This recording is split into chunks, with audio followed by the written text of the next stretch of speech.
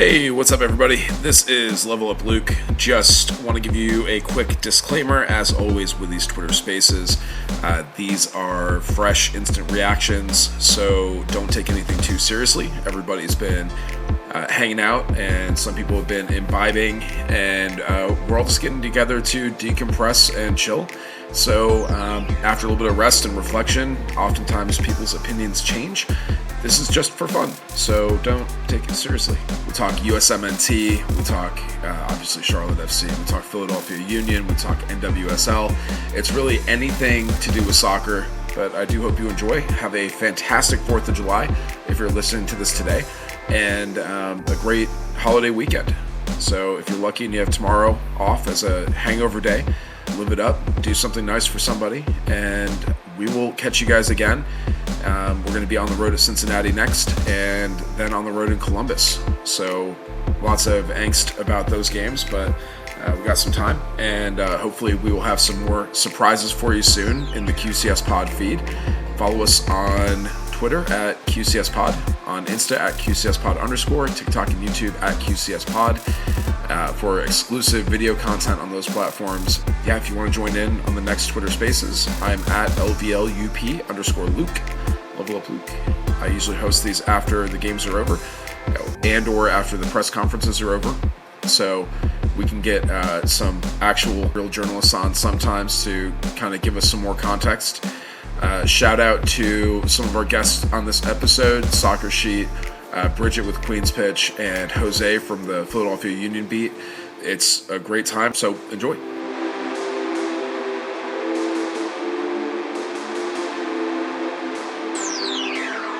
All right. Welcome to the post-game Twitter Spaces. Your final score: Inter Miami 2, Charlotte FC 1. Let's go ahead and get started. Joe Garcia, I see you here, man. Tell me about your evening. Oh, my evening. All right. I'm going to say a bunch in the beginning and then let other people talk. First of all, man, we need somebody to finish. That's all I got to say.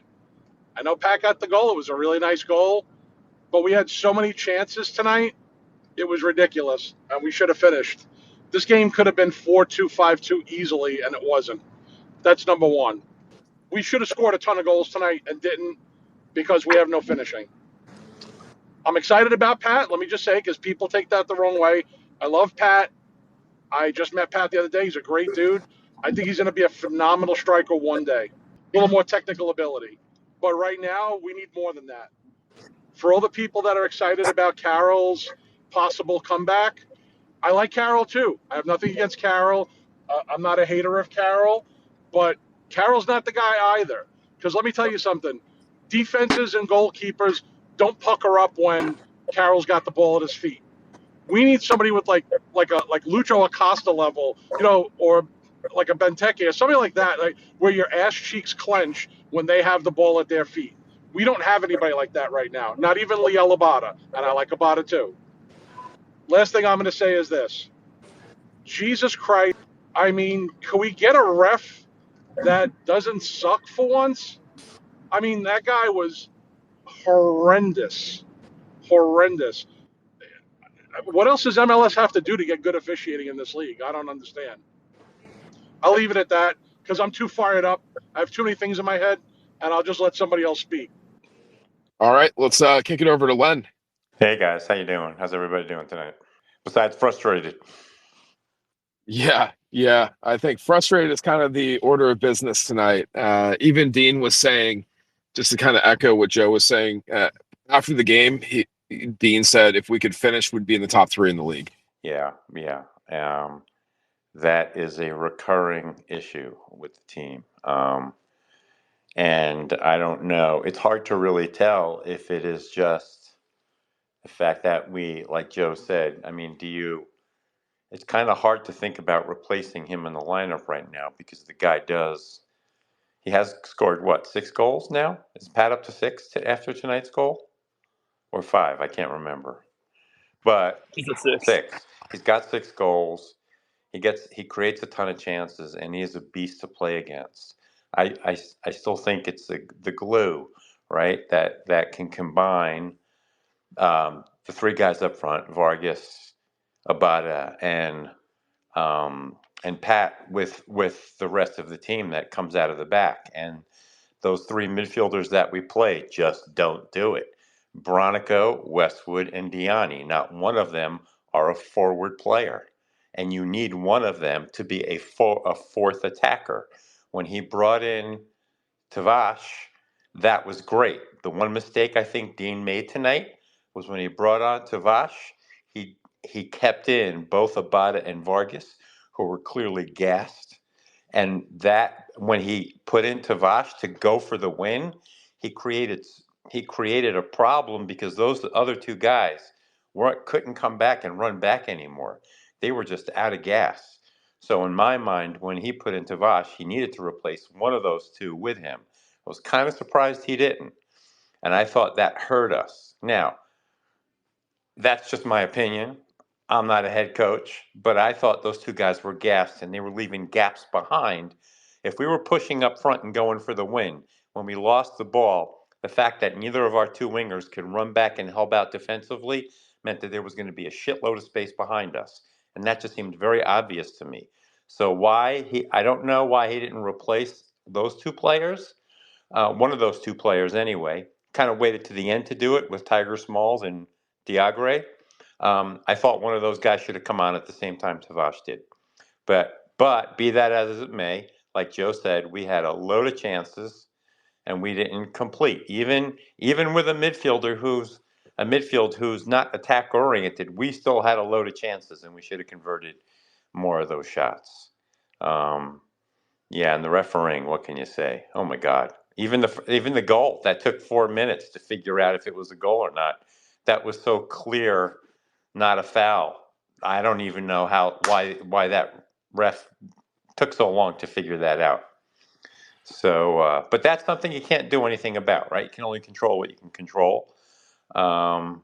So I don't know. I've been thinking in the back of my mind, Luke and Joe, is it possible that Dean, being such a defensive-oriented guy, when these guys are in training, I don't know, are we doing enough training to attack the net and score goals? I mean, I'm being kind of funny or facetious right now, but I just it's just every week it's like a recurring theme. So it's kind of frustrating to watch. And this puts us in a really tough position because now next Saturday night, we're without Patrick and we don't have a 10 to play. He's probably going to have to play Tavash in that role. And he is not the same kind of player. They're going to have to somehow construct a totally different game plan. Oh, and by the way, if Abada leaves before then to go play with the Israeli team and start training for the Olympics, we could be without both of those players for the next game, which would really be tough. So this could be a real bad turning point for the team right now. This could be a tough spot unless they can find a way to respond. And who do we play next? Cincinnati, I think. Yeah, that sounds right to me. I'll have to double check on that Yeah, I one. think it's in Cincinnati, and that's not going to be an easy game. Okay. So we've got our work cut out for us right now, and I think it was like I said the other night, Luke. I think right now we are a slightly better than 500 team because Dean gets the most out of these players he can get, and until we get a couple of more quality players on the team that can keep these guys on the front foot and start connecting with them and maybe kind of be a little bit of inspiration for them. I think we hope to hold on to like 6th place if possible. Yeah, no, I agree. And tonight, over 47,000 in attendance. One of our strongest crowds of the year. That's to be expected with Inter Miami, limited Upper Bowl open. I'm going to go ahead and kick it over to Billy. You've been so patient. Thank you for waiting for us here, Billy. What's on your mind? Yeah. I was going to talk about the officiating because I know you had mentioned it earlier with the goal that they took to check that was so obviously not a foul. It took them 4 minutes. Up in the press box, there was a hot mic on one of the refs, and Bronico was not happy that they were even. He was saying he added a couple extra words in here, but he said it's a disgrace if they call it. He said that several times, which good thing they ended up having it stand. And then I know in the press conference, Dean had said that on the switch of play on Miami's first goal that they were offside. Yeah, yeah. And it's not just Charlotte. I always try to echo that whenever we're talking about officiating. This is a problem with pro referees and the MLS as a whole. We had some issues with the replacement refs after they got a few games in. It seemed like they were more susceptible to pressure and kind of folding under the weight of the moment. But I didn't have really any problems with the replacement refs for the first 4 or 5 weeks. But all the calls to bring back the full-time refs early in the season, I kept saying, be careful what you wish for. The pro referees are abysmal. They have been this bad. They were this bad last year. They are this bad again. They directly influence the outcome of games. And I was watching a highlight from the Nashville game tonight, and they went back and reviewed on VAR, and you can see grass between the ball and the touchline. It is that far out of bounds that you can see clear grass between the two. They looked at it on VAR and kept the goal. So it's clear-cut errors that they are incorrectly calling on the field, and then going to VAR, and when you have clear and obvious evidence, they're not overturning it. And then quite often we see them reviewing it for 4 or 5 minutes and analyzing every little detail, past the point where it could be a clear and obvious error, and then making, mind-boggling decisions. So what's the solution? I mean, I say fire these guys, terminate the contract for, performance reasons. I think there's a preponderance of evidence here that these referees are not living up to their side of the bargain here as far as remaining employed. And, we watch Copa America, we watch the Euros, and I think we deserve in MLS to have top quality officiating. Thanks, Billy. Any other thoughts on the game tonight? Actually, I had a couple other with the later in the game. Dean had mentioned that about Ajimon. He said he should have had a penalty, which I think we all saw him go to ground. Which I forgot who was. We had another player go to ground late. I had forgot who it was. I think it was Abada. Were really checked at all. Yeah, neither of them were checked at all. Dean said that obviously he thinks he should have had a penalty, and he ended that off with saying he's not going to criticize the refs because he doesn't want to give MLS his money. You mentioned the U.S. men's national team earlier. He also said he knows how Greg Berhalter feels now, if you saw some of the tweets where he said that. But I thought we played pretty well. Just some bad stretches there. Goal that I'll have to look at it. I haven't the first one there where Dean says he was offside on the switch. I haven't seen the switch yet or like a replay of it. But I feel like they played decent. But it's kind of hard to get the full amount of points out of that whenever it seemed like Miami was getting away with a lot more physicality than we were. You can certainly see that. I was going to say, Joe, do you want to jump on? And is there a listener? I want to implore any of the listeners of the QCS pod, because the spaces here that we do end up in the feed for the show. Can somebody who's got the talent, because I don't, or else I would do it, go through the games that have already been played this season and pull all the times that there should have been a foul called in favor of Pat, and it never gets called. Like really obvious stuff even that just never gets called. And we could package that up and send that to Pro and MLS or something. I don't know, man. Listen, again, like I said before, we should have won this game hands out without the referees. So I don't want to completely blame them, but there are a lot of spots where Pat gets absolutely zero respect from the refereeing at all. And it's actually kind of gross. Refs probably should have stepped in with the pushing and fighting back and forth before Pat stomped on their player's foot. Obviously, you can't blame the refs for him doing that, but there was no pushback whenever they were very obviously fighting back and forth for positioning there. Someone had mentioned that to me in a group chat where they had said, yeah, the ref should have stepped in before it got to that point, which you can't put all the blame on the ref there because obviously that was Pat's decision. He got a little bit too angry there. Shouldn't have done it. Obviously, he'll probably tell you that. He would probably tell you that himself. But it probably shouldn't have got to that point where they were just allowed to keep going that far.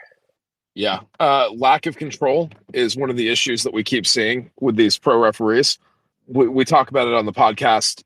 You know, it's not just a soccer refereeing thing, but any sport, basketball, American football, even baseball. It's the official's job to regulate the pace of the game, to keep the team's tempers in check, and to enforce the rules in a way that provides a smooth, fluid game experience for the fans and the players. And you have to protect the health and safety of the players too. And I feel like pro referees have a consistent history of failing to meet that criteria. And tonight is, like you said, a great example of that. You can't have the pushing and shoving and escalating physicality without checking that and managing the flow. Because if that escalates and gets out of control, then you're risking the health and the safety of the players, right? Len, you want to jump in? Any thoughts? Yeah, I mean, somebody was talking about, to me, I still don't understand the role that VAR plays, right? There's no transparency or seems to be consistency in how they apply their guidelines, whatever they are, to reviewing plays. What are they? There seems to be like no consistency whatsoever or transparency. So we as fans are left scratching our head week in and week out. Why was this called this week and this wasn't called next week, and so on and so forth. And this just keeps going back and forth. I think that's a real fault. It's not only the refs on the field, Luke, but it's the fact that there seems to be so much inconsistency in the in VAR, and it's almost as if we'd be better off without it and just let the ref on the field call the game, and whatever the call is, the call is, because I just think they make things worse, not better. They're supposed to make things better, but they're making the game worse. So it's a real Yeah. frustration. Yeah, I am going to go through a little bit of a dead zone here, so let me kick it over to Cole. Cole, take it away, bud. Hey man, how are y'all doing? Good. How's everybody? How you doing? Just hanging in there. Just got out of the press conference with Dean and Ashley, and yeah, I'm not too sure what y'all have been discussing thus far, but I can just give you a couple of tidbits from Dean's press conference when it comes to he pretty much said that that Charlotte deserved to win the game. And Jorge asked him from Top End 90 what if we do we need to go out and get somebody to start putting chances away, or what's like, we're not putting chances away. And Dean agreed, and he pretty much said, that we're if we were to put our chances away, we'd be top three in the East. And Ashley agreed with that.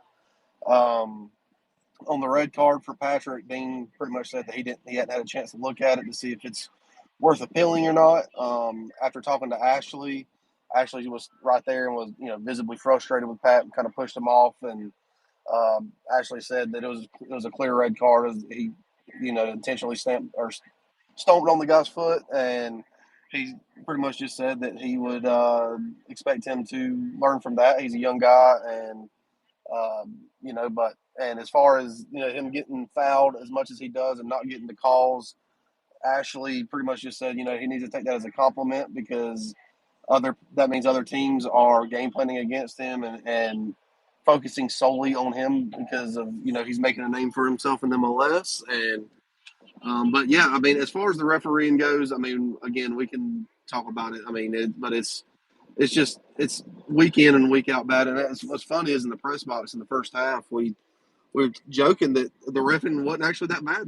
It seemed pretty controlled, and then the second half came and it went to the usual MLS level of officiating. And even Dean, I mean, Dean didn't want to comment on it too much because he said he don't want to give the MLS any of his money. But he did end the press conference by saying now he knows what Greg Berhalter feels like in reference to the reffing in the Copa America match against Uruguay. So it was just they played well, and they had their chances, and unfortunately this is how Miami's played all season. They score against the run of play, specifically without Messi on the field. They kill you in transition, and that's unfortunately that is what happened tonight. Yeah, it seemed like they were kind of laying back, absorbing, and then when they sensed that we were fatigued, that's when they kind of put the pressure on. Especially that second goal. Yeah, and Yeah, go ahead. Sorry. yeah, and I was just gonna say, and one of my thoughts watching the second half was, is we switched to that 4-4-2 and brought in Yuri for Jabril, and I wanted to ask Dean about that in the press conference because to me that's when it seemed like the game changed. It got a little bit more open, and specifically for Miami to kind of play the game that they wanted to play, and late in the second half when they got their goal in that that transition play, and he just pretty much said that it was Jabril looked tired, and but Yuri had when he came on last week looked good and had a really good week of training. So it's nothing against Yuri, and I agree. I mean, I don't think that Yuri played bad. I just think that when you took out that more defensive mind, and I understand he was going for that. He was going for the win, and I never want to be critical of somebody going for it because that's what I would. That's what I like to see. That's what I would do if I was the coach. So I'm not going to be critical of that, but I think when you do that, it opens up chances against you, and it's sometimes if the teams are quality, which you got to give credit to Inter Messi that Julian Gressel he had a pinpoint cross and it was put away. So I mean you got to give credit where credit's due, but at the same time, the refereeing is again another big story in another game for Charlotte FC, which is it's getting absolutely ridiculous. Yeah, it certainly is. Cole, did you think when he brought Tavash in, I thought some of the players on the field were really gassed, and I thought, okay, great, we're going for the win, but especially looked like not only Jabril, but maybe Vargas or Abada, they looked really gassed and they couldn't come back. So while we were pressing up front with the extra attacker, when we lost the ball on their half of the field, they got energized and they saw our players were really tired and they were kind of taking. And that's how they took advantage of it, and that I think that allowed them to score the goal. I mean, did you kind of see the same thing, or was this just my eyes? No, I agree with you, and and again, credit to Tata. I mean, they made adjustments. Yeah, They seen, and Busquets, and Jordi Alba, Julian Gressel, Robert Taylor. These are good players, man, and they'll make you pay. yeah, And it's what Abada in that first half specifically was just electric on that right wing, man.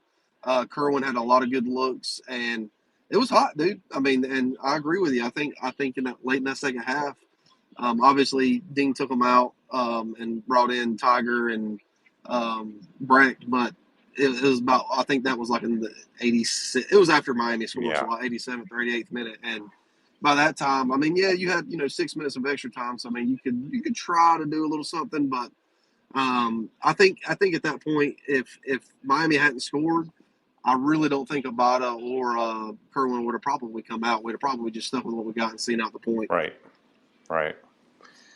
But I mean, and I will say something else that I thought was pretty interesting in the press conference with Dean was, you know, he's never really like I could see a coach coming in and being, piss and vinegar with how the officiating was, how definitely he is of the opinion that the first goal was offsides, and I only seen it live from the press box, so I couldn't tell you. It looked onside to me, but again, I don't. I mean, I haven't seen it back, so. But he was very convinced that it was offsides, and Yeah, I saw the replay. It looked onside to yeah, me, so I don't Yeah, I know what agree. he's It looked talking about. clear. It didn't look like an offside play to me at all, to be honest. yeah. So I don't know, exactly what he's, maybe he just didn't get a good look at it either. Yeah, But I mean, I don't know. I think that they were talking about at halftime, and this is something that Ashley touched on was it was frustrating because at halftime they specifically talked about limiting Miami's chances in transition, and because they know that that's what they're trying to do. And but when you have giveaways in midfield and you have tired legs, it's going to happen. For me, I'll be honest with you. I don't have an issue with Yuri. I don't think Yuri played bad. I would have preferred to have seen Ben come on over to Varsh. I think Ben was a little bit. Ben gives you a little bit more in that visionary role as that cam. So if you're going to drop to that 4-4-2 and have that double pivot in the back with Westwood and Bronico and have a 10 up there, a true cam. I would have preferred to see Ben up there personally, but at the same time, I mean, it's hard to. We can sit here Monday morning quarterback that decision, but I mean, at the end of the day, they just against the run of play both goals, and it's what they've done all season, man. So it's unfortunate, and it feels because I think because the win was just right there against the number one team in the East. And, it was a chance to essentially it's a 6-point game because you're chasing them. It stings a little bit more. But, all you can do is regroup. They got a good little break before they have another tough matchup where they go up to Cincinnati. So it's just, they're going to have to regroup now. I mean, I mentioned before that Abada is going to be with Israel with the Olympics. I don't know what the timing of that is. I know their first game is the 20-something or other, but I would think he's got to start training with them a little before. So is it possible that now we have neither Ajimang or Abada against Cincinnati next Saturday night? Yeah, so, obviously Patrick is gone. But I would think personally, I think that Abada will be here for the Cincinnati match, but will be gone for the Columbus match. I think their first game is the 23rd. Cincinnati is the 13th. I think it's cutting it close. Honestly, I don't know. That'd been a good question to ask Dean. Honestly, and I didn't even think about it because more focused on the officiating and the red card for the pad.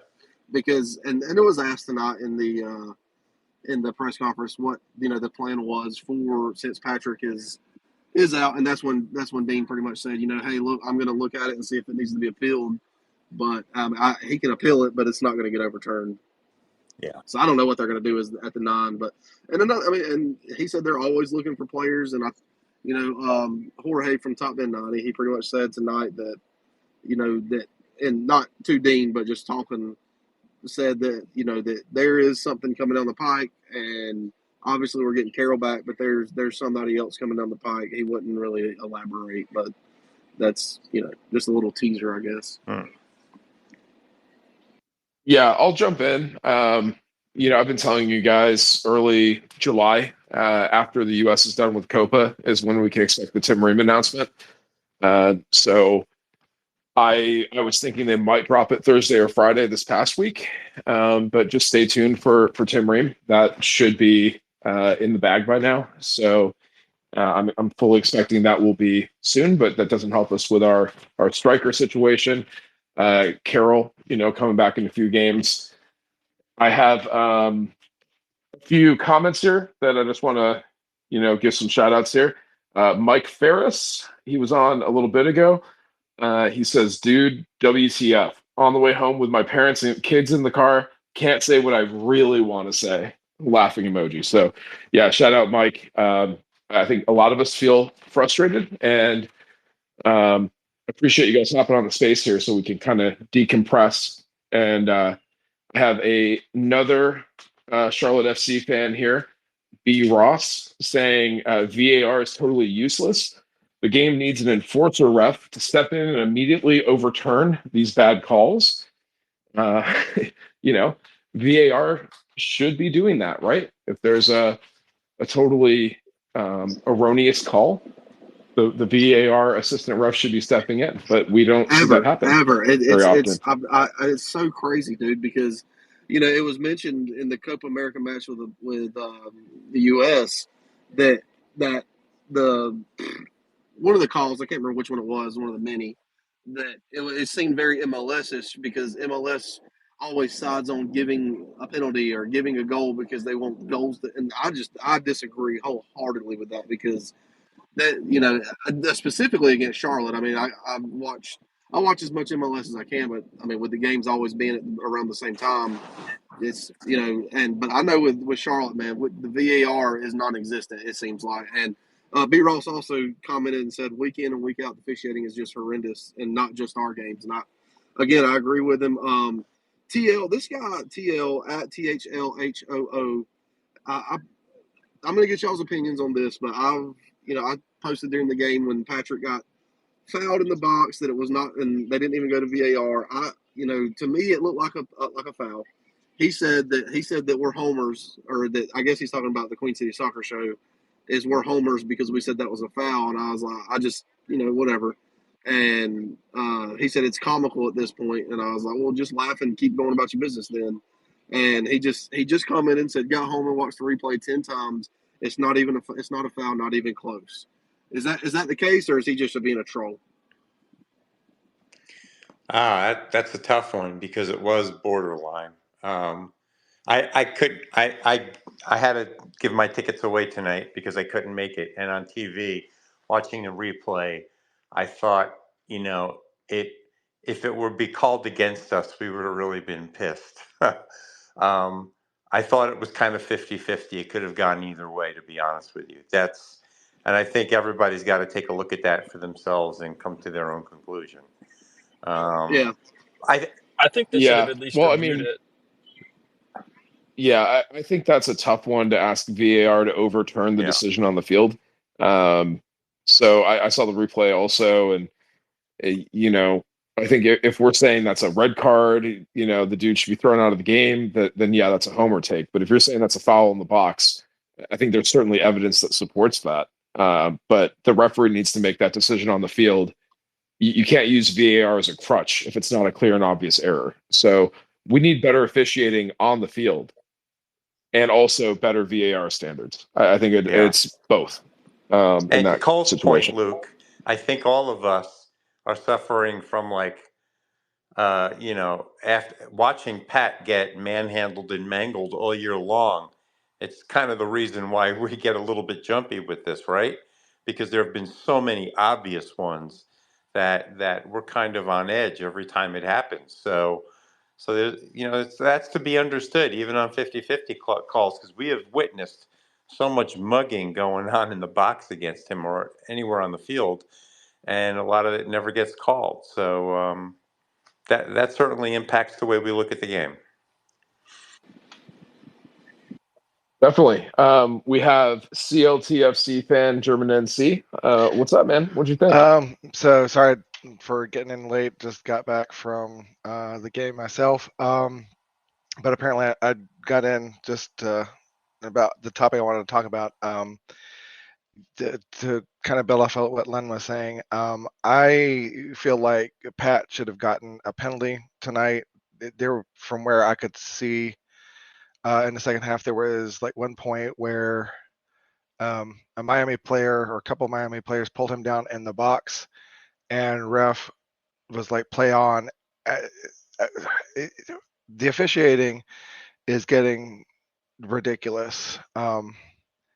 And it feels like Charlotte is getting the short end of the stick right now with MLS, and I don't know why. Like, we're in our third year now. We were finally hitting our stride, and now we've got 2 back-to-back losses, which, I mean, somebody correct me if I'm wrong, but I don't think that has happened at all this season, having back-to-back losses. I mean, we've lost games, yes, but I don't think we've had back-to-back losses. So this kind of hurts the team's morale because they were finally getting into a stride. They were finally um, getting some respect in the MLS and from journalists outside of Charlotte and all that. And now these last 2 games, that's kind of going to hit things. And now we don't have Pat for the next game, so like these referees are having way too much influence on the games. Charlotte is getting the short end of the stick, and I really feel like um, those teams that seem to suffer more by ref calls, they really need to get together and like reach out to Commissioner Garber and say, hey, this is a problem. Like we're seeing a lot of um, biased officiating going on here, and it's having a huge impact on how these games are playing out. And one team is getting favored over another. Like a lot of people in the stadium tonight, as they were falling out after the fireworks, they were saying the ref gifted Miami this game because Miami couldn't afford to get a draw or a loss against a team that was ranked as low as we are compared to them. I mean, granted, we're not that low. We're 6th or 7th now, whatever. But still, to have a lower ranked team than you beat you, you something's got to change. Ultimately, something's got to change. No, I mean I agree. Yeah, I think that again, it's a problem when it's week in and week out that we are having this conversation about the officiating. Even in Charlotte's, wins, we're still having this conversation week in and week out about how horrible the officiating is. And I was hoping slash expecting after the strike or whatever, when we had the replacement refs and we transitioned to the pro refs, that we would see a huge uptick in how well the games were officiated. And unfortunately, I mean, obviously the replacement refs were atrocious if you can remember, but it's just it's still not a major step above in any way, shape, or form. yeah, I totally agree. I was kind of talking about that earlier.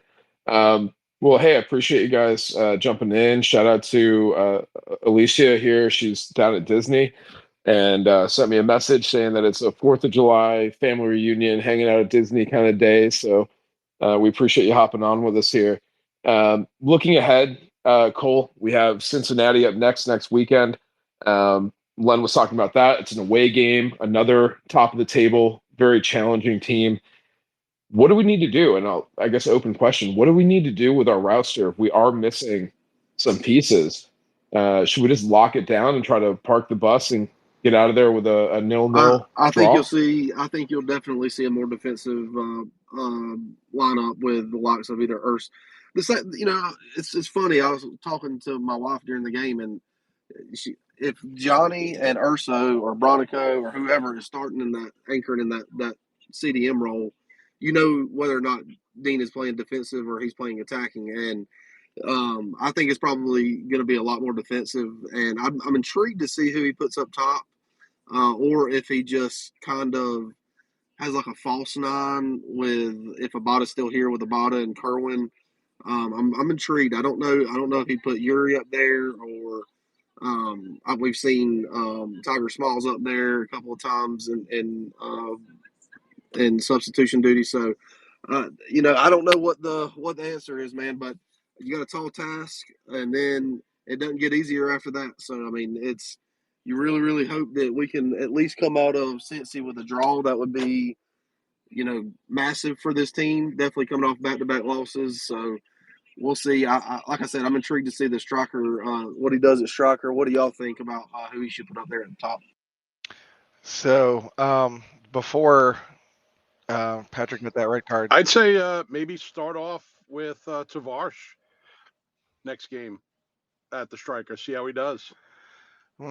me personally, I'm not too sold on Tavares, but it ultimately we don't see what goes on at training, so Dean probably will see what he needs and will make his pick. I personally am expecting somebody like Bender to be up front, maybe Tavares, but I'll say this: before Patrick got sent off, I was thinking, if we can get a draw tonight, we can get a draw at Cincy, we'll be in good shape.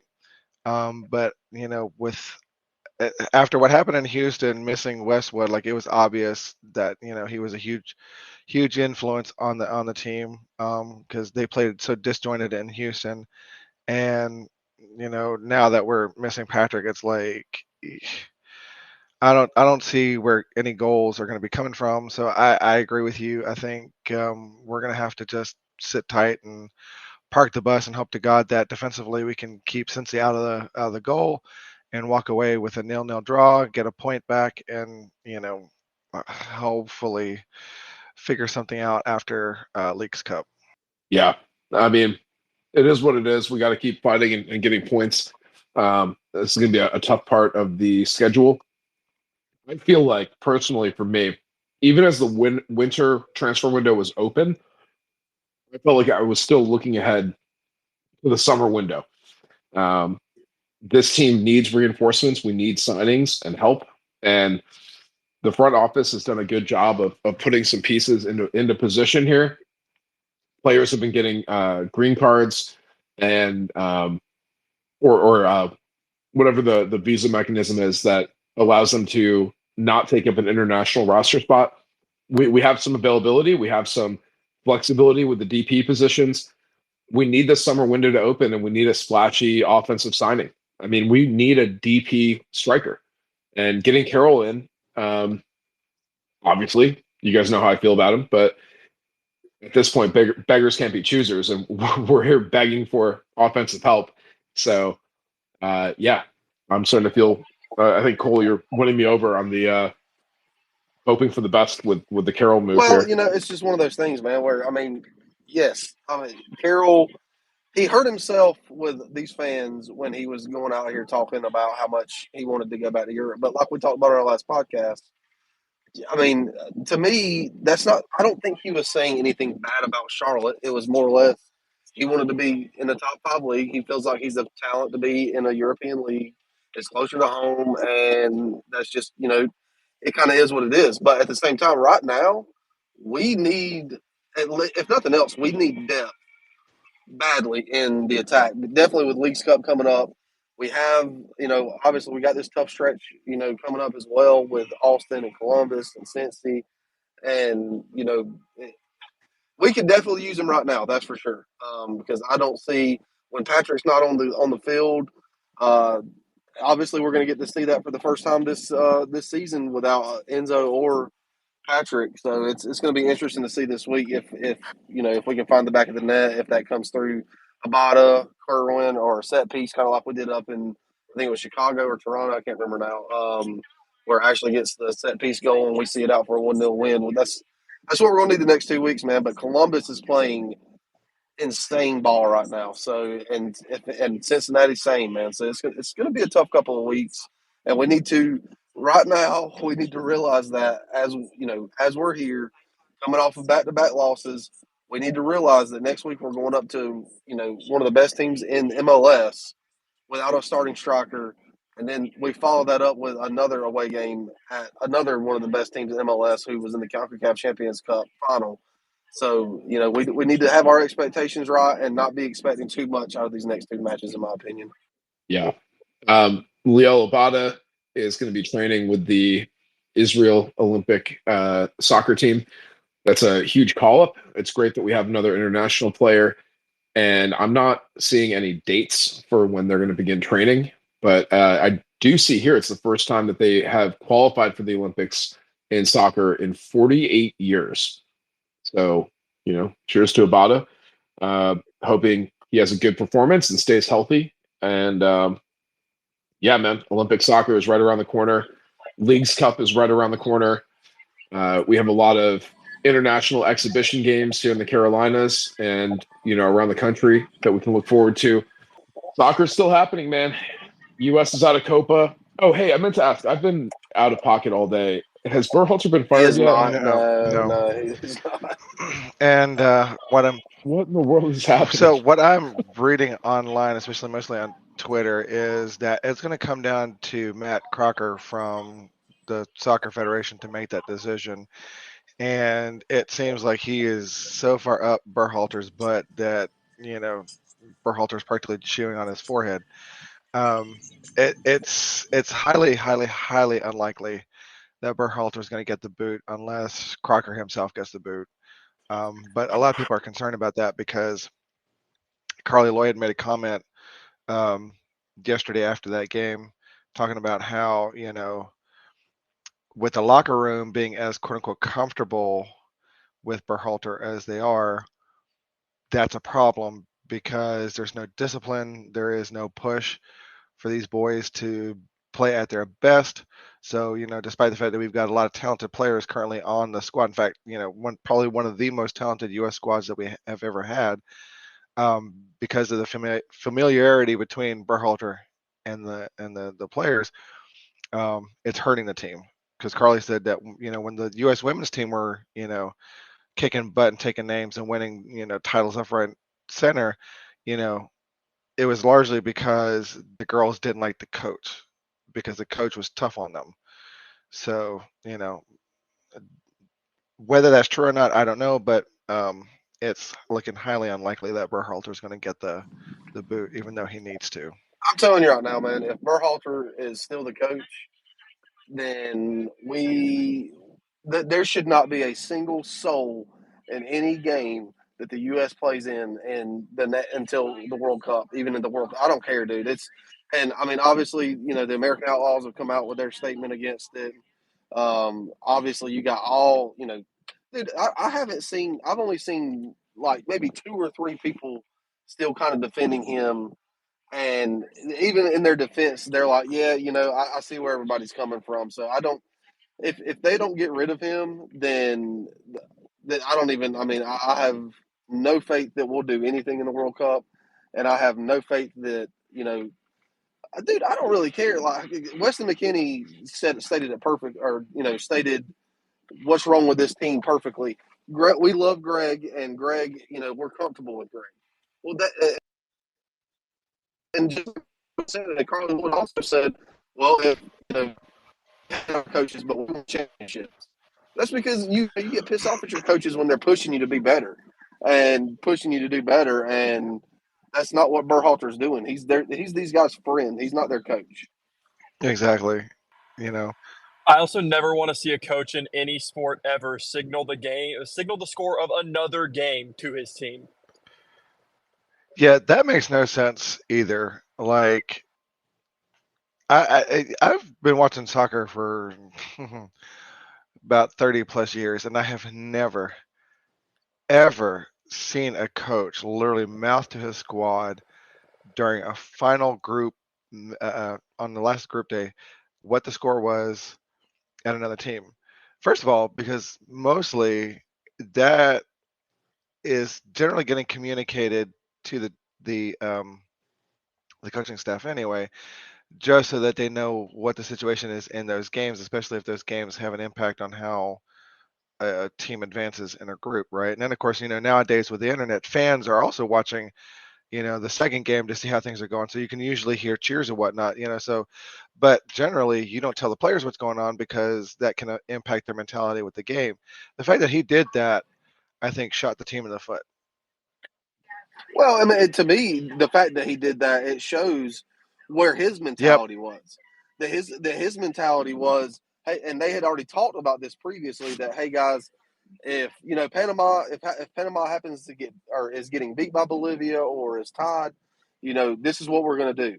And versus, the hell with that, go out there and beat Uruguay.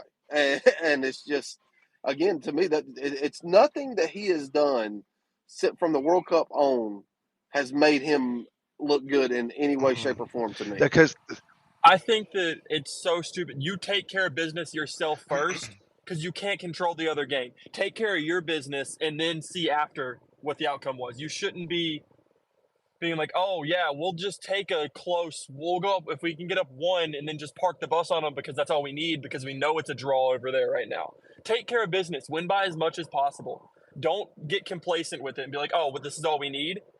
I think you can ignore everything else. If you ignore everything else he's done, I still think that you should fire him just based on that because that tells you all his mentality. Absolutely. Right there. Just being able to just tell them the score mid game.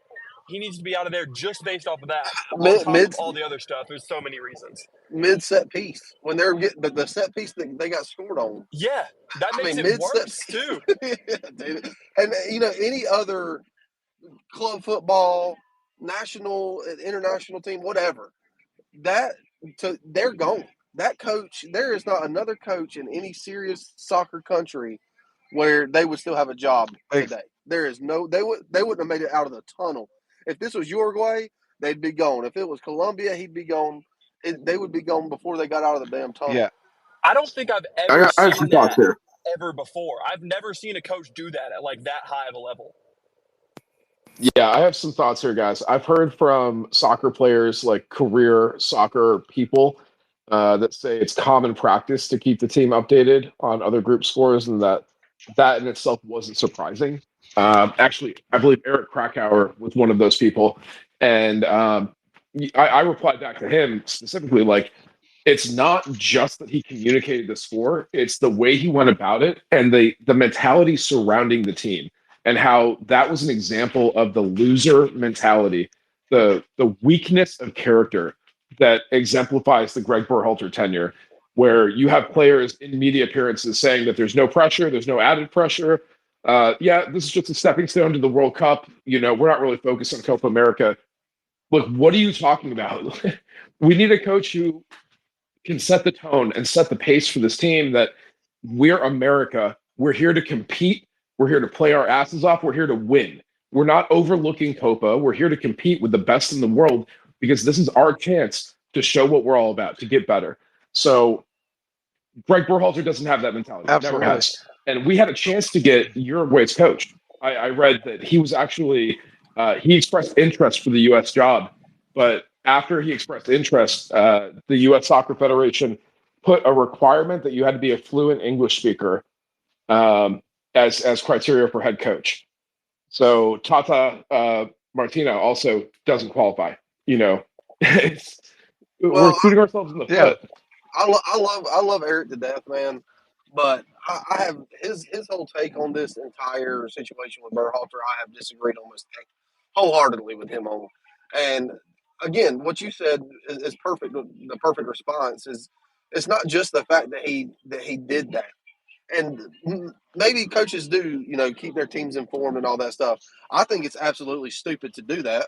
But what do I know? But at the same time, it's indicative of a larger concern. Like if he's doing that, that means that they have talked about this pregame, and this was a strategy, it was a strategic thing and tactical thing that if we know that Panama is getting beat or is drawing them, we're going to change in how we do things, and that should not be when it's a game that you need to go out there and win.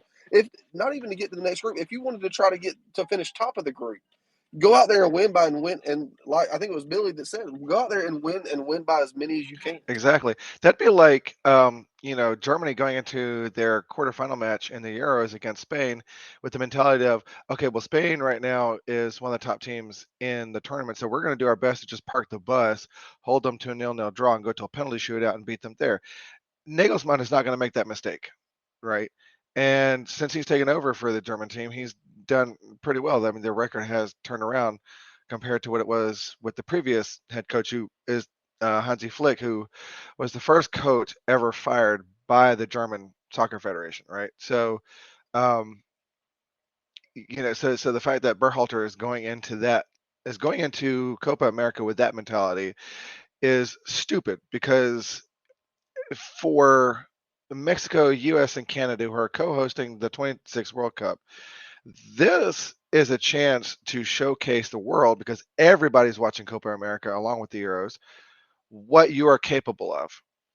And the comments that I've been hearing lately is for host nations, if you go out in the groups, or if you go out in round of 16, or if you go out in quarterfinals, you become the laughing stock because you're the host nation and you can't even advance, you can't even make a deep run in a competition that you are hosting, right? US is hosting Copa America and US is out, right?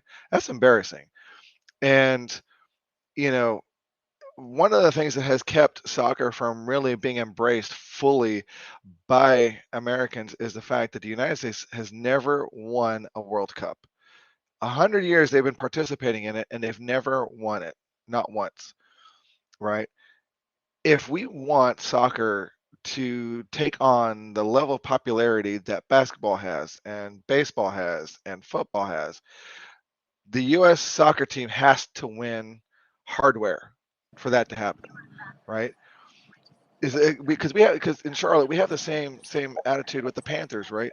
Like, we love the Panthers, but we hate the direction the Panthers have been going in lately. And the only hardware they've been able to win is the NFC championships. They haven't won a Super Bowl yet. So we continue to be somewhat of a laughing stock in the NFL, right? Same thing with the MLS. Charlotte FC is trying to be competitive enough to win a trophy to get the respect that we as fans know we deserve because we've got a good squad, right? Berhalter is going to make the U.S. soccer team a joke going into the 26 World Cup. And I guarantee you, unless the Soccer Federation changes, if U.S. soccer doesn't change their mentality, doesn't get rid of Berhalter, the U.S. is going to be the laughing stock because they'll be one of the first teams eliminated in groups, and they're going to be the only host nation that's not making a deep run, while Canada and Mexico are leaving us in the dust. Yeah, and it's. I tell you, when I was done with Berhalter, man, it was after the Netherlands game, when in the World Cup, when they asked I can't remember his name, but the Netherlands coach, they asked him about, halftime tactics and what adjustments they seen out of, the U.S., and he literally laughed. He literally laughed about that because there was none. He don't know. He was literally clueless, and he just continues to show it. And I don't have any faith in him. I'll be honest with you, I really don't have any faith in the Federation that they're going to fire him. Even though everybody is calling for his head, and the only way I know to do it is the only thing I know to get their attention is to just not show up and not attend and not be there, and that sucks for the players, and it goes against everything in us as as soccer fans and supporters. But to me, that's the only way to get their attention.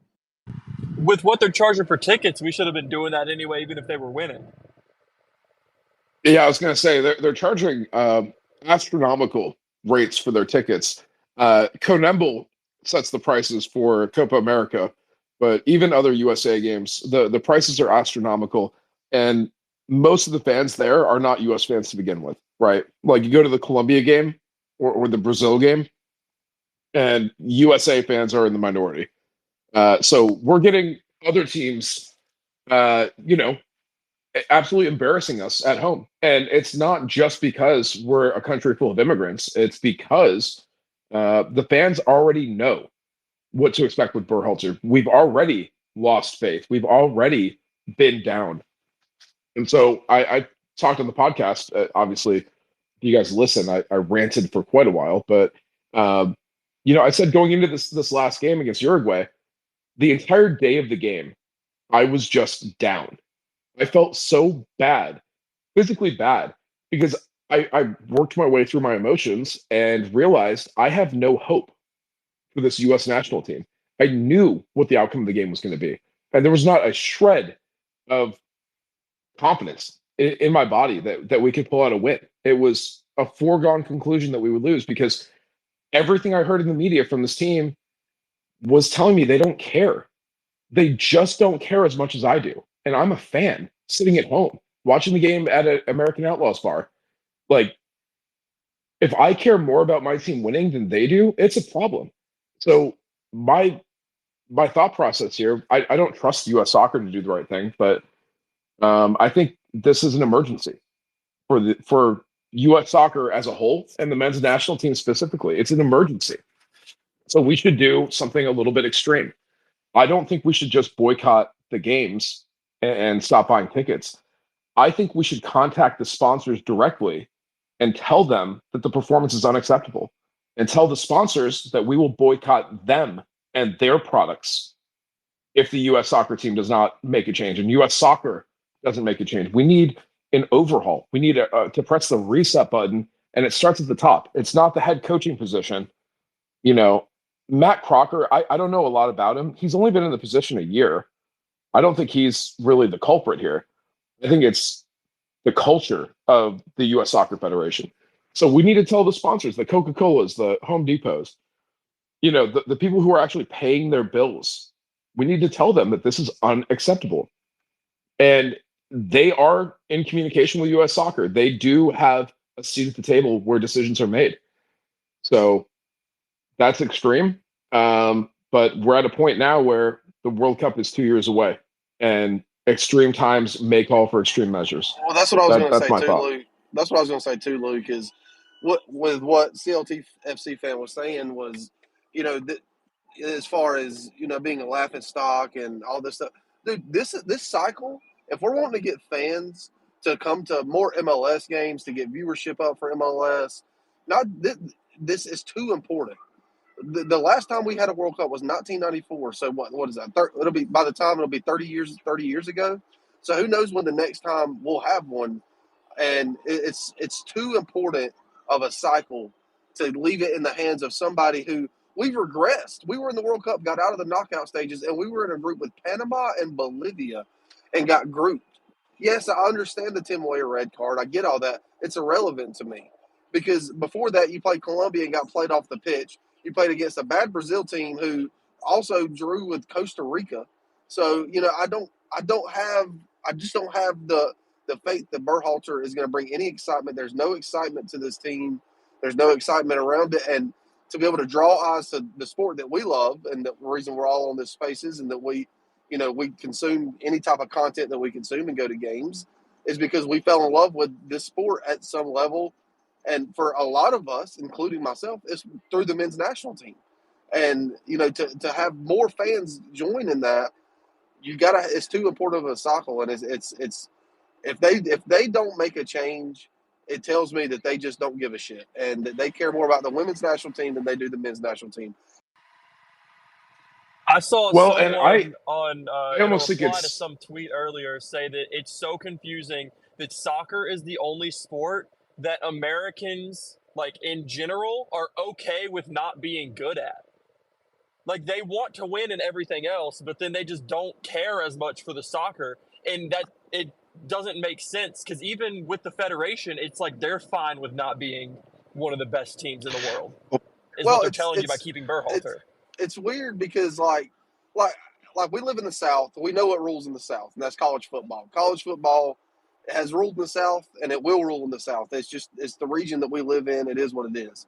But like me, I'm a firefighter. But when I put on soccer, there is never anybody. Everybody just makes fun of it, and except for when the men's national team is playing. When the men's national team is playing, they will actually sit down and watch it and try to learn and try.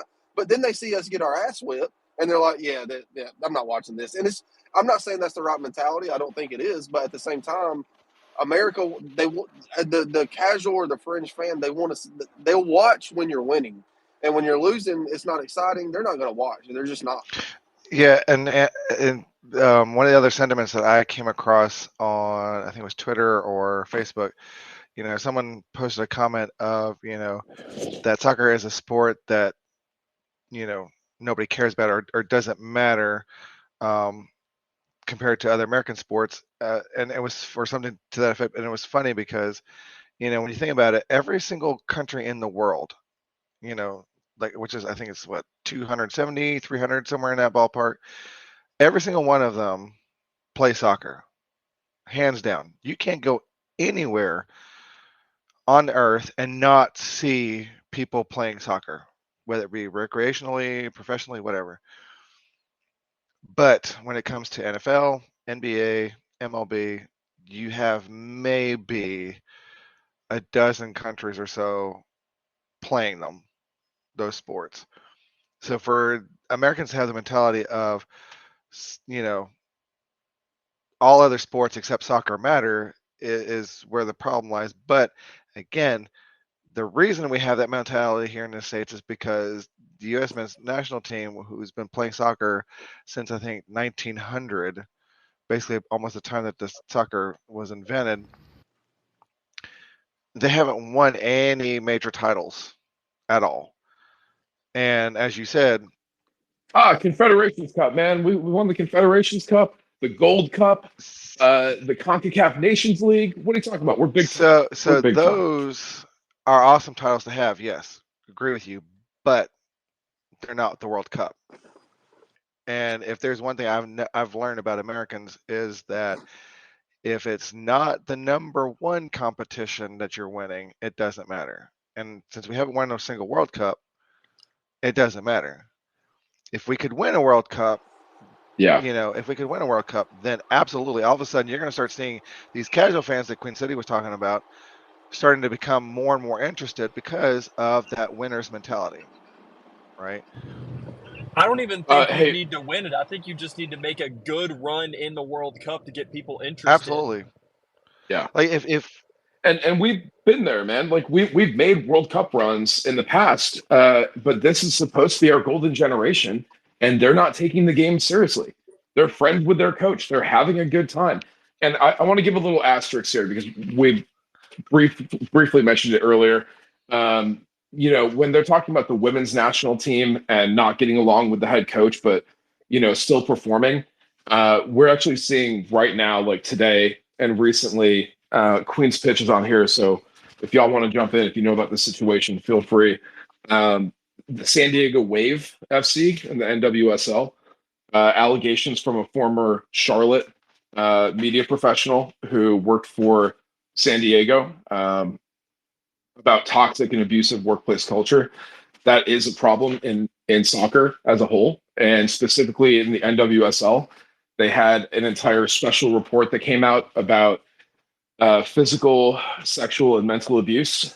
And I believe, oh man, I'm blanking on the name of that report, but it was systemic. And Jill Ellis is actually the head of San Diego Wave FC. So, little tie-in with what we're talking about with the women's national team and toxic culture. A number of other former employees have come out asking for change in leadership at San Diego. So obviously, we wish them the best. There's no place for that in soccer or in the workplace. Absolutely unacceptable. And then their statement they came out with about abusive culture blamed the victim and threatened legal action against her. So pretty tone deaf and definitely not reading the room. When somebody accuses you of being a bully, you don't threaten to give them a wedgie, right? Well, what I was saying, Luke, about the women's national team is Rob Stone had a very interesting comment that I listened to earlier. He pretty much said, and this is Rob Stone, so he's in the know, and he pretty much said that the women's national team gets treated by the Soccer Federation as more important than the men's national team.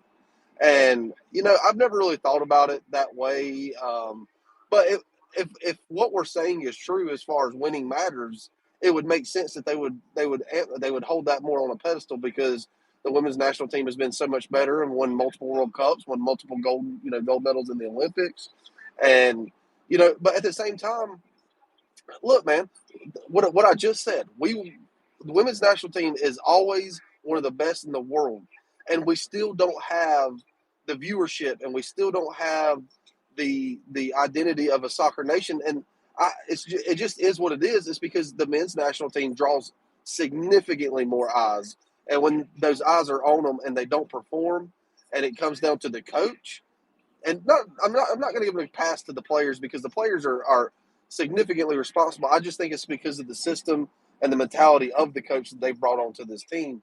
But with that, having that, you can't keep this, and it's just saying that you're okay with mediocrity. Hey, Yeah. so it's Bridget with Queen's Pitch. Sorry, it took me over an hour to get out of the parking deck. It's legit ridiculously ridiculous up there. But anyway, I digress. But no, we talked to some of the people with the team, from some of the people that worked with her before.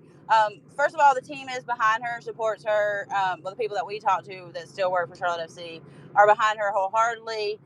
They're there to support her, but we've also talked to people that worked for the NWSL, and they said that the environment in the NWSL is horrific. That it's known that it's that bad, which amazes me. You know what I mean? I don't know.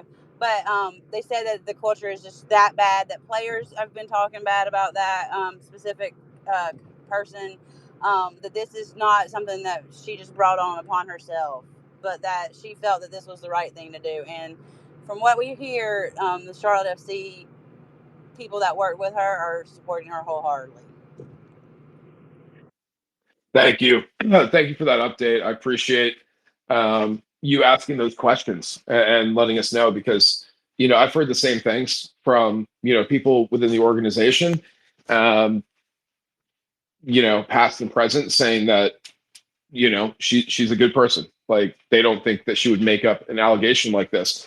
And then she posted a screenshot of an email that she received 10 days after she ended her employment with San Diego, from one of their leadership team, and it's disgusting. I mean, it's awful. It just screams, angry white boomer energy. It's disrespectful. It's bizarre that you would send that to somebody who no longer works for, that you would send that to anybody, let alone after somebody's already left, that you would just go out of your way to be mean-spirited and rude and abusive. But the San Diego put it out in their statement that it was a fabricated email. Seems like that would be pretty easy to check and see if it's real or not. So bizarre. Just I don't know what else to say, but like you said, Bridget, I just feel like that statement that she put out was not something that was written flippantly. I feel like that had lawyer speak to it as well. So I don't think that this is something that she's just, I mean, I don't know for sure, like, but I don't think this is something she just come upon and was like, let me just make a statement. I believe she's got someone in her corner. She's got people telling her what to do, what to say. And I don't feel like there's any way possible that she would fabricate that email. That's just ridiculous. Like you said, that can be tracked easily. And if it comes out that that was really an email and was sent, I feel like the team's going to owe her big time. Yeah, I mean, I don't think there are any laws that are broken with that. I do have a little bit of a background with employment law from a college internship, but yeah, it's still it's bad business, and I agree with you. There's no reason, there's no motivation for her to put this out there, um, because it could very well damage her career. You don't get into being a team photographer or like, media content creator to make money necessarily. So I'm sure she was not making hundreds and hundreds of thousands of dollars working for the NWSL team there, but she's putting her reputation out there, and it could very well damage her chances at future employment by talking about a previous employer. That's just the reality of it, right or wrong. So I don't see how she stands to benefit at all. And calling out that kind of behavior and then having other former employees speaking up. It's on ESPN. I actually have an alert from the ESPN app that Alex Morgan is commenting and backing her up too. So I plan on reading a little bit more into it later. But yeah, that's a mess. We definitely, speaking for Cole and myself, we definitely support her. I'll go ahead and open it back up. Bridget, you were at the press conference afterwards, going back to the Charlotte FC game. Any insight or takeaways from that? I know we've kind of gotten off the Charlotte FC topic, but I'd love to hear your thoughts. First, Dean said that he felt like we deserved to win it. We deserved to win this game. He felt like there were shots that we did that we missed that we could have taken that we would have won. He doesn't believe the refereeing at all. I mean, he's very upset with the refereeing. He said he feels like Greg Berhalter now. He knows exactly how he feels on that. He said with Pat that Pat's just going to have to learn. That's just something with Pat that he's not upset with Pat. Pat's going to have to realize that they're not going to call him. So he's going to have to just deal with his emotions on it, work on that, that he'll learn from this. He's not upset with Pat at all. He hasn't seen the red card, though. Westy did say, Westy afterwards said that Pat did stomp that guy's foot. So that was a legit red card. That there was no reason that Pat did that. And Westy had a really good talk with him afterwards about that. For the most part, Dean's satisfied. He thinks that we did really well tonight, and that it just shows how much growth that our team has, because he feels like we should have won that game. Yeah, definitely. I see our friend Jose from Philadelphia in here. If you want to jump on up, man, shoot me a request and we can talk about any MLS action or any soccer action. Obviously, big stories with U.S. soccer, NWSL. MLS was in action tonight. The officiating is not just bad in the Charlotte game. We were talking about that earlier. There was a Nashville incident tonight where a goal was scored after the ball had gone out of bounds. They reviewed it on VAR, and you can see clear grass between the ball and the touchline, signaling that it is well out of bounds. And VAR upheld the goal. So it's a number of consistently bad performances across the league. Jose, we got you on here, man. What's Hey, up? how are you, dude? So great to hear. I don't know who was just speaking, but man, I absolutely love the Southern accent. That was awesome. Whoever just spoke. That's Bridget, man. The Queen's Pitch podcast. They do excellent work. She's their version of me. She's their color commentator. And then Kara and Cole are the ones who keep us in line. Gotcha. So she's actually legit, unlike you, right? Yes, no, she goes to a lot more of the press conferences. No, listen. I'm not allowed to talk at the press conferences if we lose. Just so you know, just so y'all know, that's a deal that Kara and I have, because I'm very emotional and I do get very excitable. Plus, I called Busquets biscuits, and she was like, "Please do not do that in the press conference." So I'm not allowed to talk if we lose. So we did lose. So I wasn't allowed to speak tonight. But I tried. Oh, gotcha. Well, Oh, but Dean did say that he loves I call him biscuits. But Dean said he loves watching him play because of the way he passes the ball, and that just made me want to, But he said it put a smile on Dean's face just watching Busquets pass the ball around, I guess. So I did not get to watch much of the game as the Union were on the later end of the starting times with the 8:30 kickoff due to being in Chicago. But I did see the Gressel assist to Benjamin Kermansky. Javier, I see you there listening to big Miami reporter there with Lemon City Live, I believe. But in regards to the ball that went completely out, what, it sucks, right? It is what it is. Is it fair? Absolutely not. Is it something that happens? It's happened to the Union in a variety of different ways, right? In different games, etc.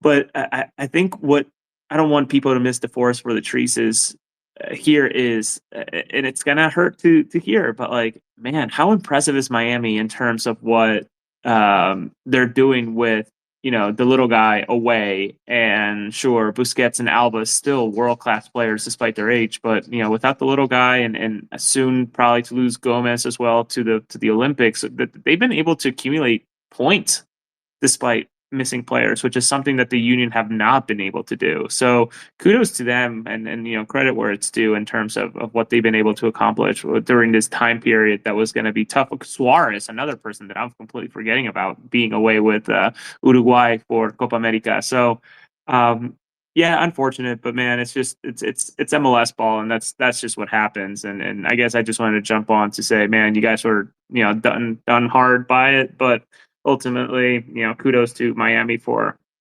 giving you all a game at a difficult venue at home for you guys. Yeah, and it's the top team in the league. We caught them at a good time without some of their key players, and we still put over 47,000 people in the stadium tonight. It's a good soccer night in Charlotte. We had a banger of a goal by Pat. We had another few that should have been capitalized on. We could have easily won the game, but it didn't happen. And we're on a 2-game losing streak now, heading into a Cincinnati game where we're going to be without our number 9. We may be missing our DP winger as he goes to the Israel Olympic training. We're not sure exactly when he departs on that. He just got officially called up, I believe, today. So yeah, man, a lot of moving pieces here. It's gonna be fun, man. Cincinnati is a great team, and we're talking earlier about strategy. What did we do? I mean, I think you just set up in a defensive lineup, and you try to hold them, to a 0-0 draw. Play some boring soccer. I think that might be our best bet, and be happy with a point on the road. Is Lupenza back for him yet? I know that obviously he's still healing from.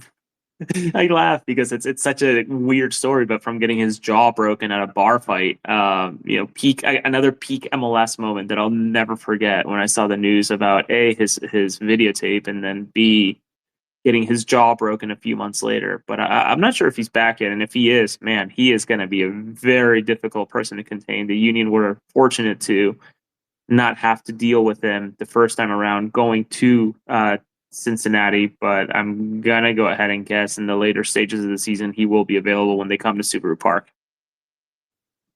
Yeah, I haven't seen that yet. So if he is going to be available, I certainly would not be very excited about that. And if you're a degenerate, you might want to take a look at those Cincinnati to win outright odds and lock him in now. It's going to be a tough one. But yeah, getting your jaw broken in a bar fight is peak MLS. That's fantastic. What was that Orlando story last year? Like the goalkeeper and his wife got like arrested at a bar for like being in a fight with the bouncer or something. Was that Orlando or maybe Miami? It's definitely a Florida situation. Yeah, I don't know. I don't remember that one, but man, the league has been just ton of them in terms of like these silly stories, just nonsense that's happening, and I don't know, man. Absolutely, it's such. Hey, what do you think about Jose? What do you think about the U.S. soccer situation here? You're a big Berhalter supporter, No, right? absolutely not. No, I'm not. No, I don't know. I don't have a. I don't want to. I don't have a horse in the race. Obviously, maybe I'm a little more partial towards BJ, and congratulations to him. Former union assistant, former assistant with the Oh yeah. local USL2 team here and Reading United, as well as actually being an alum of the college I work at. So, maybe I'm completely partial towards him, but I don't know, man. The way I explain it to folks who have written for the Guardian, ESPN, etc. Like the way I see it with the U.S. national team, I think the talent pool's there. I think the players are there. They've elevated themselves to leagues where they can be successful and challenge anybody. But for me, the federation will turn the page when a Jose Mourinho, rather than going to Turkey, is interested in the project, or a Martinez, rather than going to Portugal after Belgium, is interested in the project at the U.S. For me, things really turn around when you get these world class managers to finally realize or think, oh, maybe this U.S. job is something I want to try to do. But until then, it feels like it's just a wheel spinning and spinning and spinning. And again, I don't think things change up until one of these world class managers or managers with, a Pochettino, who I think is just about, is he a free agent? I think he's a free agent. Just someone of that caliber that can come in and sort of shake things up. And obviously being an international manager is very different than being a club manager, because you're not training players, you're selecting players based on performance rather than, weekly basis working on things here and there. You're sort of just inheriting what they've worked on. So yeah, I'd be intrigued to see what happens. And like many 501c3s right now, July 1 was the start of the new fiscal year. So June 30th ended. So I'm guessing that U.S. soccer is probably closed the majority of this week, if not till Monday at the latest. And probably if they're going to stick, then no announcement. If they are going to make a change, probably an announcement by then. So I don't know. I can't imagine that there's an MLS coach right now that actually fits the job. And I say that as someone who obviously interviews Jim Curtin pretty often, and he's obviously a name that has sort of popped up in some way, shape, or form in the past. But I don't know. I don't know where the federation goes. Yeah, no, that's a great point. So let me ask you, we get rid of Matt Crocker and Jose, you're in as the director of football operations for US Soccer. Who are you hiring? Who's your number one pick? Who are you going after with that Brinks money truck? Well, I think I would look at it in two faces, and it's not pretty to hear, but I don't know how much you follow the movie industry / TV industry, but there's this role that script writers, there's multiple people who touch scripts, right? And ultimately, towards the tail end, there's usually a what they call a finisher, or I call a finisher, just someone who has that final say, comes and fix any issues that the other 12 hands have been able to fix on a script. I think that's what the U.S. Soccer Federation needs in the short term. The runway is just too short to think of anybody long term, because the scrutiny will just be too high for the project that they're inheriting. So I would think, and I can't remember his name, but man, he's got a jawline that could cut glass. The guy who was with, was it Saudi Arabia, just in Russia? The French guy. Guy looks like a straight model. Um, or a Gus Hiddink, right? Like a tournament manager. Just come in, run it through the World Cup, but I'm delivering the Brinks truck to someone who maybe in 2 years' time is no longer coaching a club. Am I ambitious enough to say Pep Guardiola? Maybe. Obviously, that's a oodles of money. Klopp. Who knows? What's Martinez doing? What's Jose Mourinho doing in 2 years? Are they, is one still with Portugal? Is the other one still in Turkey? I don't know. But I think that the real answer is honestly finding or trying to target two people, have a conversation now for someone who can close out the World Cup, and then circle back with somebody and maybe a gentleman's agreement to start after the World Cup. Yeah, gotcha, man. For me personally, I've been saying Pep for at least 2 years now. So I'm sticking with my bet. He's a dude that loves the U.S. He's hanging out at the NBA Finals. Guess what, bud? If you get this job, you can go to all the American sporting events you want, and you'll be courtside. You'll be up in the owner's box at the Super Bowl. I mean, what do you want, Pat? Man, we'll give it to you. We'll give you the state of Rhode Island. What do you need? Um, so yeah, Pep is still my pick. I think he's a good fit. He's a system guy, and obviously, like you were saying, with international soccer, you're not going to be playing a system. You're going to be playing with what you got. I think that's part of the problem with Berhalter is he has a club mentality. So maybe that goes against my point a little bit, but we also need a celebrity. We need somebody that the sponsors can embrace, like your Coca-Colas. Who can be in a TV ad and sell your soda or sell your beer or your insurance or whatever it is. And Pep has that celebrity factor. He has the name recognition, and it would signal that we're serious about soccer, which is something that I think we're lacking. I'm so glad that the American Outlaws came out with a statement, in support of a coaching change, because I think we need a coaching change, and I'm in some way affiliated with the American Outlaws. So I didn't want to be speaking out of turn, but I think we're all on the same page. Like, we care more about this team than it seems like Greg Berhalter does. So he needs to go. I'll go ahead and open it up. I mean, Alicia's been posting a lot of stuff about the NWSL situation. I've retweeted one of those. So make sure you check out her account, give her a follow. And, NWSL needs to clean house a little bit. And,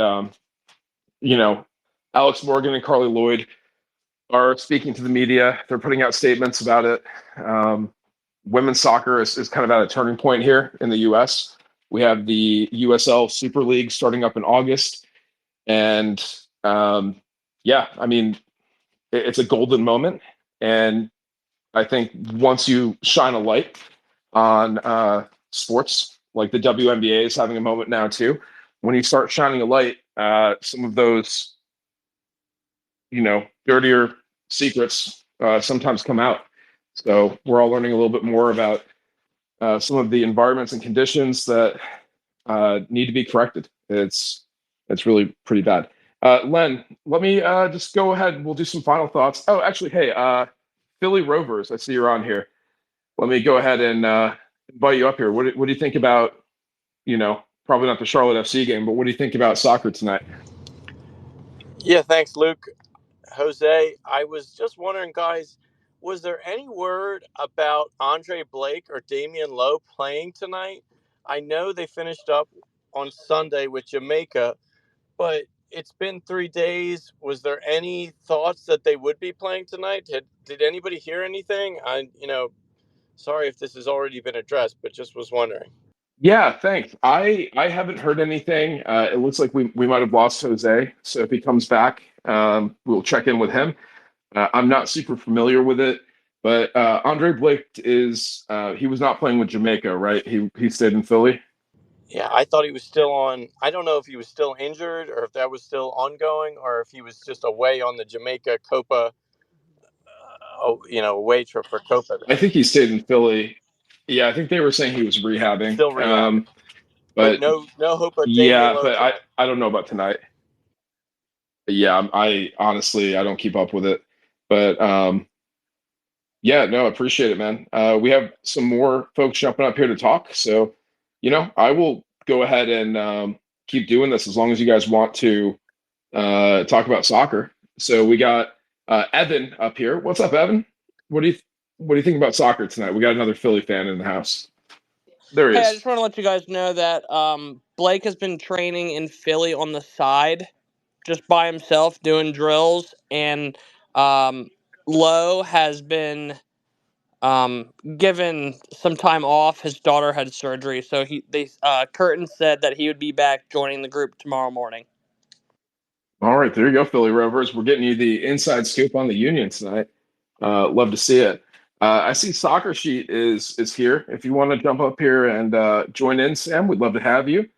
And Queen's Pitch is back in the room. Anybody who does want to jump up here, just shoot me a request. And we'll slowly start to wrap things up here, I think.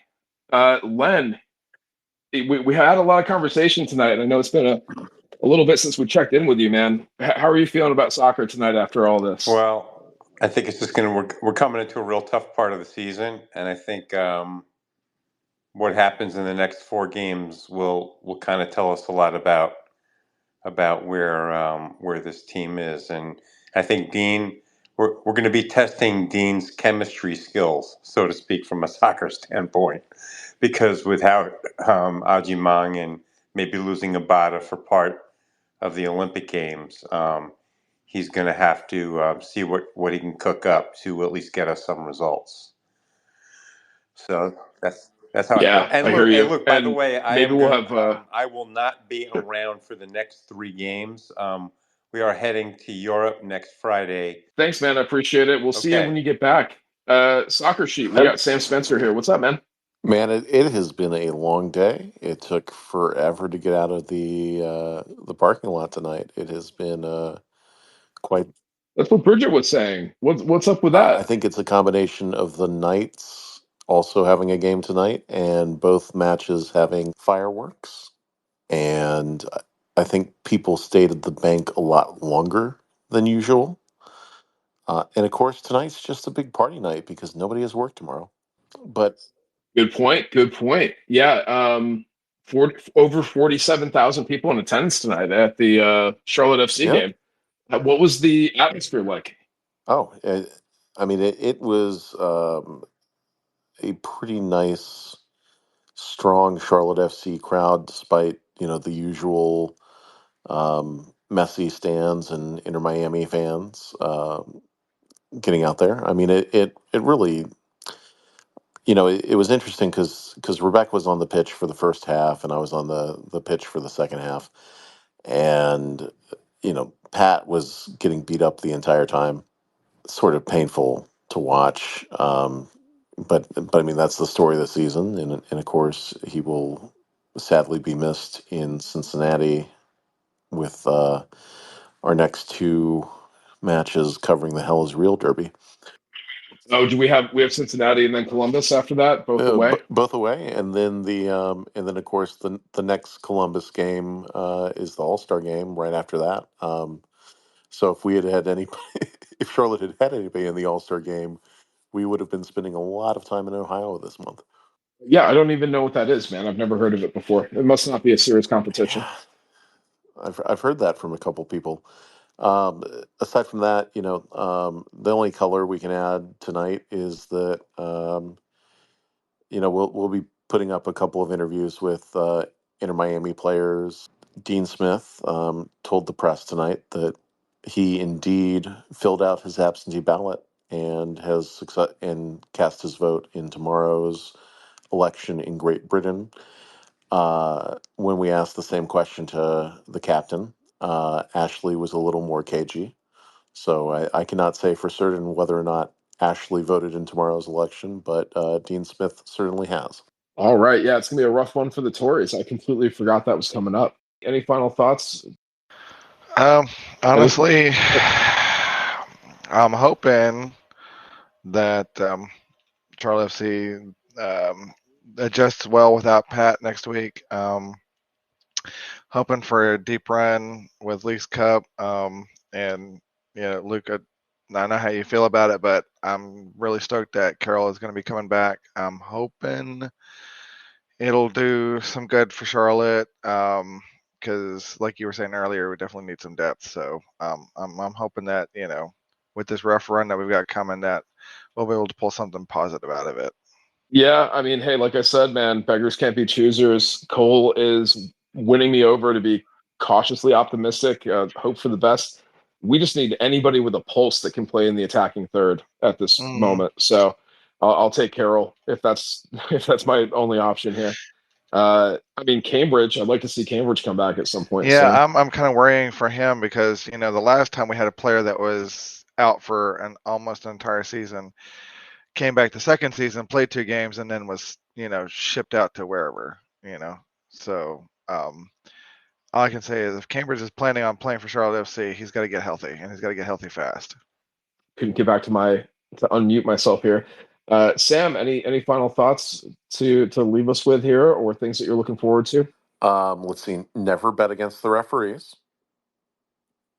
I thought, I try not to talk about gambling. Not a big fan of it.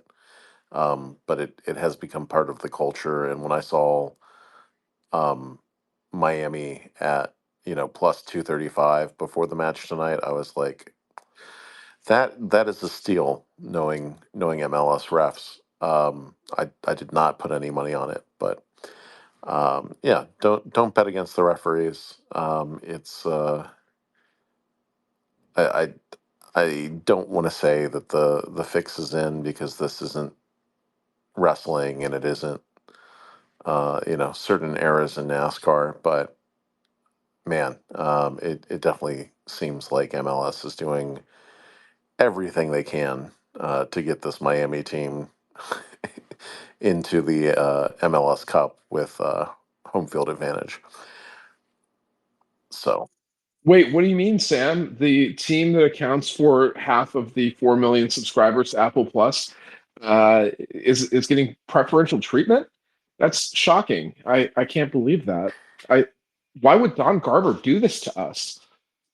yeah, I'm surprised that when faced with the choice of giving Miami a fifth person or giving the Columbus Crew a fifth person on the All Star roster, he actually chose the Crew.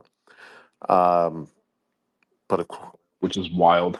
Hey, how about all five of Columbus's players? The MLS All-Star leading Columbus Crew with their head coach, Wilfred Nancy, is coaching the All-Star team.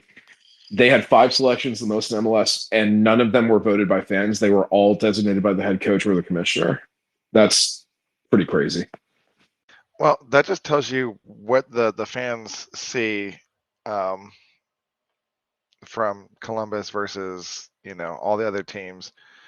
And it's also telling the fact that there are 30 roster slots for the All-Star game, and only I think there's 11 teams that have no representation. And looking at the 5 Columbus players and the 4 Inter Miami players, if those 9 make up the starting 11, I mean, that's like a third of the roster right there, going to just 2 teams, both of them in Eastern Conference. Like at this point, I'm hoping that Liga MX stomps that team just for the snub of Kalina and Malanda, because those two, I don't care what the rest of the MLS says. Statistically, on paper, Kalina and Malanda are the 2 best players in the league in their respective roles, and Nancy snubbed them both. So I really, really hope that the MLS team gets stomped in the ground. Yeah, man. I'm feeling pretty cynical about it. I thought Dean's answer was hilarious, where he says, I don't, what is that? All-Star game? Is that like an American thing? Oh, okay. Well, I guess if none of our players got selected, the ones they did select must be pretty good. I just absolutely love that response. Dean Smith is a gem, and we're lucky to have him. Tough times for Charlotte. They're falling 2-1 tonight to Inter Miami. Messy, less Miami. But you know what? We move on, and we have Cincinnati and then Columbus both on the road. Hell may very well be real for us, as we will be shorthanded. But nevertheless, we will keep going. And this has been your post-game reaction spaces. I'm Level Up Luke. Make sure to give us a follow, my account, and also QCS Pod, where you can find my ramblings with Cole Godfrey. And we'll keep bringing you more coverage of Charlotte FC, soccer in the Carolinas, and beyond. Cheers. Have a good night, everybody. Have a safe 4th of July. And on the next spaces, I hope you still have all 10 fingers. I trust you all to be safe. Have a great evening. Catch you later.